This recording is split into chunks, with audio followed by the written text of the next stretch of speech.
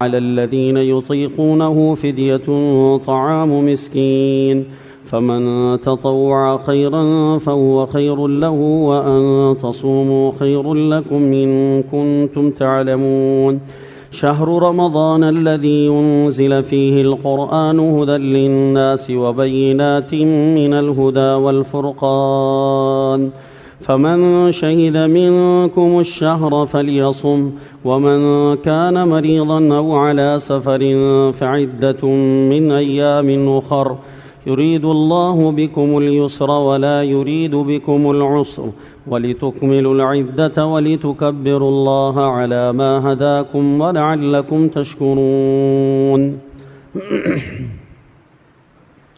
اللهم صل وسلم على سيدنا محمد. میرے محترم بھائیوں اور دوستوں اور بزرگوں اور عزیزوں، اللہ تعالیٰ کا لاکھ لاکھ شکر اور احسان ہے اور اس رب کا فضل اور کرم ہے کہ اس نے محض اپنے ہی ارادے اور فیصلے سے ہم سب کو امسال کا بھی رمضان المبارک بقید حیات صحت و سلامتی کے ساتھ عطا فرمایا. ابھی ہم سب اس حال میں بیٹھے ہیں کہ ہم میں سے ہر آدمی روزے سے ہے اور اللہ کے ایک بڑے امر کے ساتھ ہماری نسبت ہے، اور اللہ کا فضل ہے اتنی گرمی کے باوجود بھی روزہ محسوس نہیں ہو رہا. اگر کسی کو ہو بھی رہا ہو تو اس کے لیے اس کے اندر اللہ کی طرف سے اجر کی زیادتی کی خوشخبری ہے. اگر ہو رہا ہو تو اس پر بھی خوش ہو جانا چاہیے کہ اللہ تعالی ہمیں زیادہ اجر و ثواب دینا چاہتا ہے، اس لیے اللہ نے اپنے امر کو تھوڑا سا ہمارے لیے مشکل کر دیا ہے، اس میں ہمارے لیے قربانی کی شکل پیدا کر دی ہے. اور جس امر کے ادا کرنے میں قربانی کی جتنی بڑی شکل پیدا کی جائے گی، اس عمل کے اور اس امر کے پورا کرنے میں اجر و ثواب اتنا زیادہ بڑھتا چلا جائے گا. سب سے زیادہ انبیاء علیہم الصلوات والسلام میں اوامر کے امتثال میں قربانی کی شکل حضرت جناب رسول اللہ صلی اللہ علیہ وسلم کے علاوہ حضرت ابراہیم خلیل اللہ کو پیش آئی ہیں. جتنی بڑی قربانی کی شکل اللہ تعالیٰ نے اپنے امر کے امتثال میں ابراہیم علیہ الصلاۃ والسلام کے لیے قائم فرمائی، اتنی بڑی امر کے ادا کرنے میں، امر کے امتثال میں قربانی کی شکل کسی نبی پر نہیں آئی، لیکن ہمارے پیارے نبی پر اس سے بھی زیادہ آئی، اس سے بھی زیادہ آئی. تو اس لیے ابراہیم علیہ الصلاۃ والسلام کا درجہ بہت زیادہ بڑھ گیا ہے، بہت زیادہ بڑھ گیا ہے. اور اس زیادتی کی وجہ سے اللہ تعالیٰ نے ابراہیم خلیل اللہ کو یہ سعادت عطا فرمائی کہ آپ ہی کی نسل میں، اور آپ علیہ الصلاۃ والسلام کو اللہ تعالیٰ نے ابراہیم علیہ الصلاۃ والسلام کی نسل سے دنیا میں ظاہر فرمایا. اور یہ حضرت ابراہیم کے لیے بہت بڑی خوشخبری اور ان کے لیے فضیلت کی چیز ہے. تو امر کا پورا کرنا اگر قربانی کی شکل کے ساتھ ہو تو اس امر کے اندر اجر و ثواب بھی بڑھ جاتا ہے، اور اس امر کی طاقت بھی بڑھ جاتی ہے، اور اس امر کا فائدہ بھی بڑھ جاتا ہے، اس عمل کا فائدہ بہت ہو جاتا ہے. اس لیے اللہ تعالیٰ نے اسلام کے بڑے بڑے ارکان کو شمسی نظام سے نہیں جوڑا، بلکہ ان کو اللہ تعالیٰ نے قمری نظام سے جوڑا ہے. حج ہمارا آئے گا تو وہ قمری تاریخوں کے اعتبار سے ذی الحج کے اندر حج ہوتا ہے. زکوٰۃ کی فرضیت ہے، اس کو شمسی تاریخوں سے نہیں جوڑا گیا، بلکہ زکوٰۃ کی فرضیت کو اللہ تعالیٰ نے قمری تاریخوں سے جوڑا ہے. روزہ ہے، رمضان المبارک کے مہینے کو اللہ تعالیٰ نے قمری بنایا ہے، شمسی تاریخوں سے ہمارے روزے کا تعلق نہیں ہے، تاکہ یہ قمری مہینے سال بھر کے اندر گھومتے رہتے ہیں، چکر لگاتے رہتے ہیں. کبھی حج گرمیوں میں آئے گا، کبھی موسم بہار میں آئے گا، کبھی موسم خزاں میں آئے گا اور کبھی سردیوں میں آئے گا۔ تو ہر طرح کے موسم میں اللہ پاک کے امر کو پورا کرنے کی استعداد اللہ تعالیٰ اپنے بندوں میں پیدا کرنا چاہتا ہے، اور اس کے لیے اسی کی مناسبت سے اجر و ثواب متعین فرماتا ہے۔ بالکل اسی طرح رمضان المبارک کا مہینہ کبھی گرمیوں میں ہے اور کبھی سردیوں میں، کبھی بہار میں، کبھی بارشوں کے اندر اور کبھی موسم سرما میں ہے، اور یہی ساری کی ساری نسبتیں اللہ بھی قائم فرمائی تھی۔ ہم میں اور سابقہ امتوں کے اندر یہ فرق آ گیا کہ روایت کے اندر آتا ہے کہ یہ آیت جو ہمارے اوپر اتری ہے ہمارے نبی پر، یا ایھا الذین آمنوا کتب علیکم الصیام کما کتب علی الذین من قبلکم لعلکم تتقون، اے ایمان والو ہم نے تم پر روزوں کو فرض کیا ہے،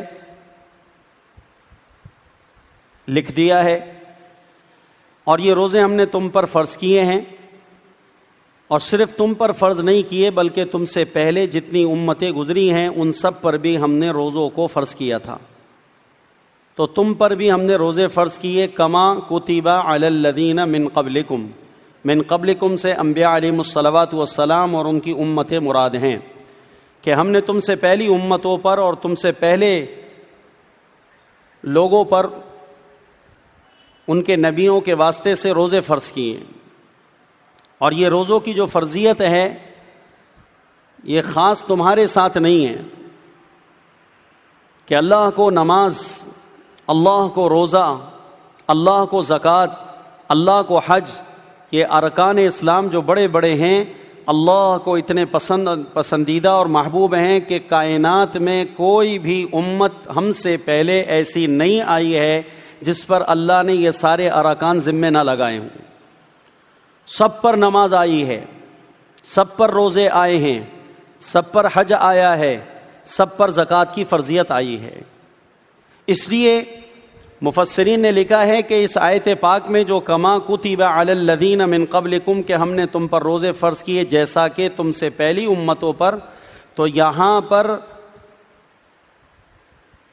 جو پچھلی امتوں پر روزے فرض کیے جانے کا بیان ہوا ہے تو نفس وجوب کے اندر تشبیہ دینا مراد ہے، کاف تشبیہ کے لیے ہے، کما کتب علی الذین من قبلکم، ہم نے تم پر روزے فرض کیے جیسا کہ تم سے پہلی امتوں پر، تو کاف تشبیہ کے لیے ہے، تو اس لیے یہاں پر جو تشبیہ ہے وہ نفس وجوب کے اندر ہے، فقط نفس وجوب کے اندر ہے، کہ جیسے پہلی امتوں پر روزے واجب تھے رکھنا، ان پر فرض تھے، ایسے ہی تم پر بھی روزے رکھنا فرض اور واجب ہے۔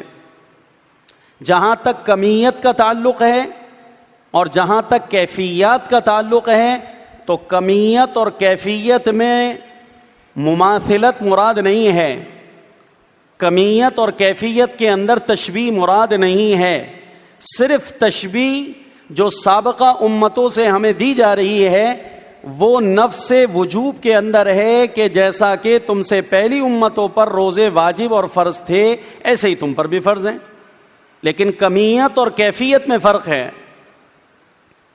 ان کے پاس روزوں کی تعداد اور تھی، ہمارے پاس روزوں کی تعداد اور ہے، ان کے لیے روزہ رکھنے کا جو وقت تھا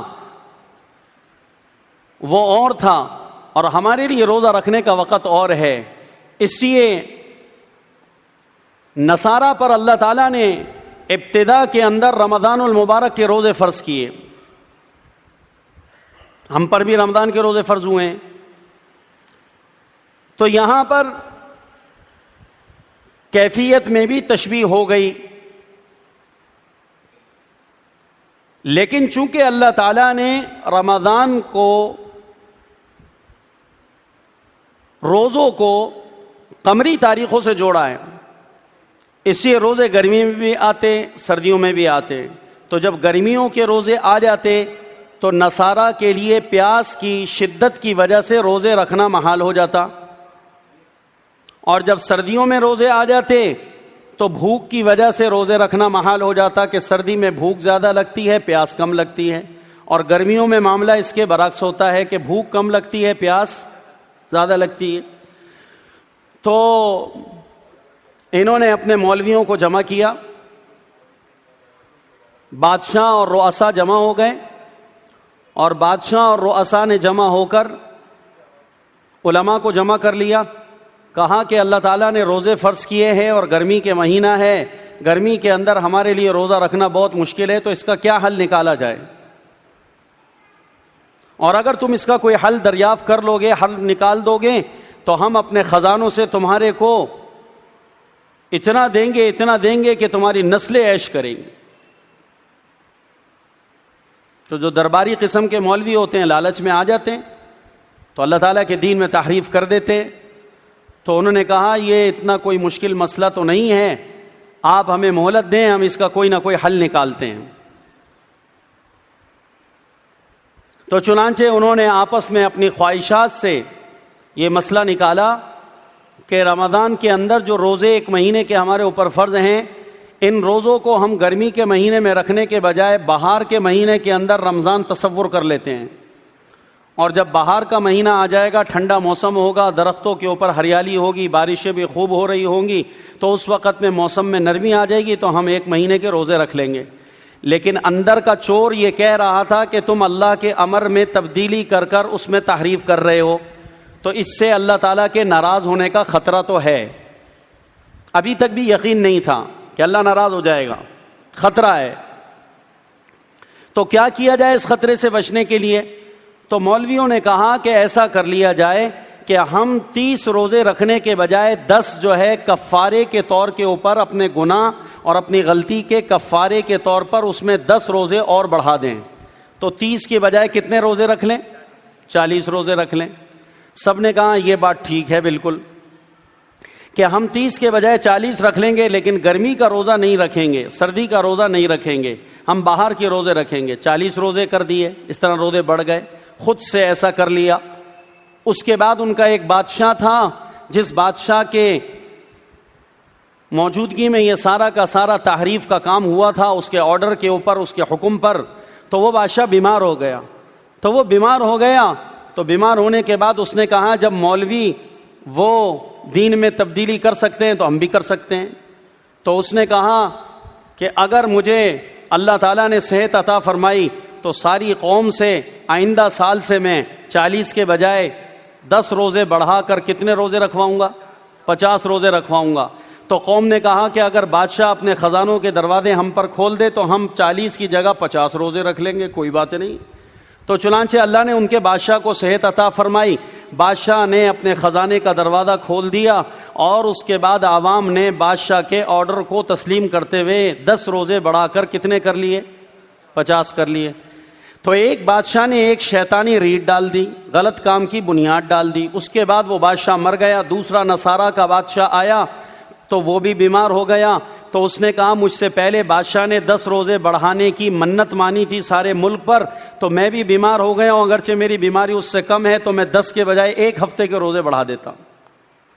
تو اگر اللہ مجھے صحت دے دے گا تو میں 10 روزے کے بجائے 7 روزے اور بڑھا دوں گا۔ تو 50 کے اندر 7 ملاؤ کتنے ہو گئے؟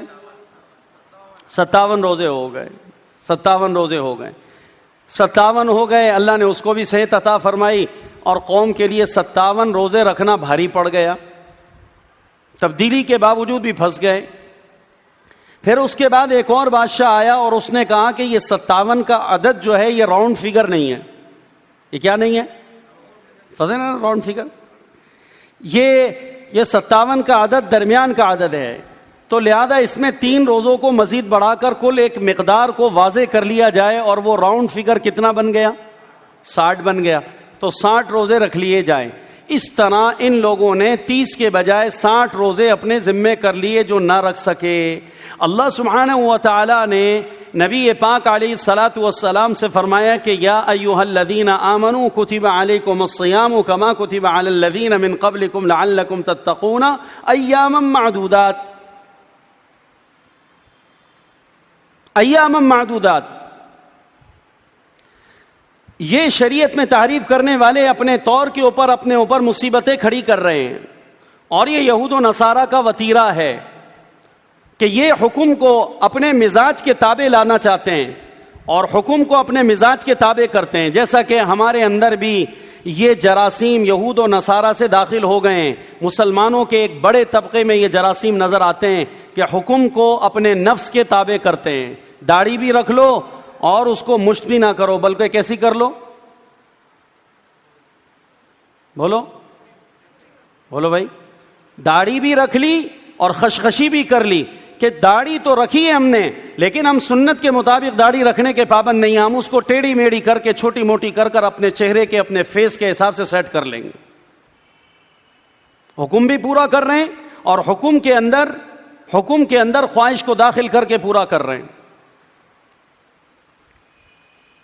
عورت ہے, گاؤن پہن لیا, نیچے سے جناب اس نے پورا کپڑا پہن لیا, اور ایک اس نے کالا برقع سلا لیا, اسکارف بھی پہن لیا, لیکن اس کو پتا ہے کہ مجھے اپنے جسم کو دکھانے کی حاجت نہیں ہے, وہ ویسی نظر آ جاتا ہے. تو اس لیے چہرہ ہے جس کی طرف لوگوں کی نظر پڑتی ہے, تو اپنے آپ کو دیندار بھی کہلواؤ, با پردہ بھی کہلاؤ, اور اپنا چہرہ کھول کر بے پردہ عورتوں کی طرح اپنی نمائش بھی کرا لو. حکم کو بھی پورا کرنا اور اس میں خواہش کو بھی داخل کرنا. تو کوئی لڑکا فرینچ کٹ بنا لے گا, کوئی یہاں سے داڑھی کی شکل بگاڑ دے گا, کوئی چگی داڑھی بنا کر عرب اسٹائل کے اوپر داڑھی رکھ لے گا, کوئی وہاں کے بادشاہوں کی شکل بنا لے گا, کوئی کسی طرح کر لے گا. ان کو سیدھی سادھی نبی پاک صلی اللہ علیہ وسلم کی ایک آسان طریقے کے مطابق داڑھی رکھنا پسند نہیں ہے. ان کو اس داڑھی کو بگاڑنے میں مزہ آتا ہے. بگاڑنے کی سب سے اعلیٰ شکل تو مونڈنا ہے کہ بالکل ہی غائب کر دیا. بہرحال تو یہ مرض ہمارے میں آیا. اسی طرح ایک مرض آپ کو اور بتاؤں, 5 وقت کا نمازی یہ نماز پڑھتا ہے, ظہر بھی جماعت سے پڑھے گا, عصر بھی, مغرب بھی, عشاء بھی. فجر کی نماز کس پر پڑھے گا؟ بولو بھائی. فجر کی نماز سوتا رہے گا, اٹھ کر ظہر میں ادا کریں گے, یا جب آنکھ کھلے گی آفس جائیں گے اس وقت میں پڑھیں گے. تو حکم کو پورا کر رہا ہے, لیکن حکم کے پورا کرنے میں اللہ پاک کے آرڈر کو دیکھ کر پورا کرنے کے بجائے اس نے اپنا کیا داخل کیا ہے؟ اس نے اپنے نفس کی خواہش کو داخل کیا ہے. چونکہ فجر کے اندر نماز میں اٹھ کر آنا یہ نفس پر شاق ہے, حکم پورا کرنا ہے, لیکن حکم کو اللہ کے امر پہ پورا کرنا یہ نفس کے اوپر شاق ہے. لہذا فجر کی نماز میں ہم نہیں اٹھیں گے, فجر پڑھ ضرور لیں گے, لیکن فجر کی نماز میں ہم اٹھنے کی زحمت نہیں کریں گے. ہم فجر پڑھ لیں گے. میرے کتنے نمازی ہیں جو یہاں پر صف اول میں لڑائیاں کر رہے ہوتے ہیں, ظہر عصر مغرب میں, فجر کے اندر ایک نہیں ہوتا. پوچھو کہاں گھر میں پڑھ لی تھی, کیسے پڑھ لی, آنکھ نہیں کھلی تھی. ایسے ہی ہر مسجد کا حال ہے, ہر محلے کا حال. حکم پورا کر رہے ہیں, حکم کے پورا کرنے میں اپنی خواہش. تو روزے میں اپنی خواہش کو داخل کرنا, حج میں اپنی خواہش کو داخل کرنا, نماز میں اپنی خواہش کو داخل کرنا, تراویح میں اپنی خواہش کو داخل کیا. 8 پڑھ لیں گے, 8 پڑھ لیں گے, 20 نہیں پڑھیں گے. 8 پڑھی اور ایک ادھر نکلا ایک ادھر نکلا, صف کو بگاڑا, ادھر نکلا ایک ادھر نکلا ایک ادھر بھاگا. روزہ رکھ لیا. روزہ رکھنے کے بعد فجر کی نماز میں مسجد میں آنا بھاری ہے, چونکہ فجر کی نماز میں آنے میں تقریباً آدھا گھنٹہ مزید اور جاگنا ہے. تو لہذا ہم سحری جلدی کر چکے ہیں, تو اب اگر مسجد کی جماعت کی نماز کا انتظار کرتے ہیں تو ہمارے آدھے گھنٹے کی جو نیند ہے وہ قربان ہو جائے گی. تو اپنی سحری کر کر جو ہی اذان ہو جائے فجر کی نماز گھر میں ہی پڑھ کر کیا ہو جاؤ, صاحب فراش ہو جاؤ. کیا ہو جاؤ؟ صاحب فراش ہو جاؤ. اب آپ یہ بتائیں کہ اس نے رمضان میں روزہ رکھا ہے, سحری بھی کی ہے, لیکن آپ یہ بتائیں کہ کیا جناب رسول اللہ صلی اللہ علیہ وسلم سے عام دنوں کی تو ہم بات نہیں کرتے, ایک رمضان کا ہی آپ سے پوچھ لیتا ہوں, حضور صلی اللہ علیہ وسلم سے کسی بھی رمضان کے مہینے کی فجر کی نماز گھر میں پڑھنا ثابت ہے؟ ایک روایت مجھے سنا دو, ایک روایت مجھے لا کر دو جس میں آپ کو یہ ملا ہو کہ 10 سال جناب رسول اللہ صلی اللہ علیہ وسلم نے روزے رکھے ہیں. اقام رسول اللہ صلی اللہ علیہ وسلم عشرہ المدینہ, اللہ کے پیارے نبی صلی اللہ علیہ وسلم نے 10 سال رمضان المبارک کے مدینہ منورہ میں 9 سال پورے روزے رکھے ہیں. اس لیے کہ مدینہ منورہ میں آنے کے بعد سب سے پہلے اللہ کے نبی پر جس چیز کی فرضیت کا حکم آیا تھا وہ روزہ تھا. نماز اور زکوٰۃ اس کی فرضیت مکہ میں ہوئی ہے, عملی ترتیب مدینہ پاک میں قائم ہوئی ہے, لیکن روزہ اور حج ان دونوں کی فرضیت مدینہ پاک میں ہوئی ہے. ٹھیک ہجرت کے 16 مہینے کے بعد اللہ تعالیٰ نے اپنے نبی پر روزہ فرض کر دیا.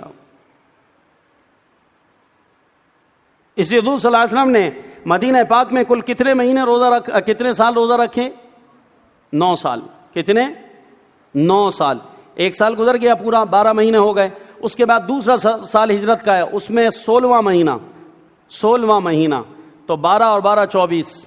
تو اللہ کے پیارے نبی صلی اللہ علیہ وسلم پر 16ویں مہینے کے اندر، ہجرت کے 16ویں مہینے میں اللہ نے روزے کی فرضیت کا حکم اتارا.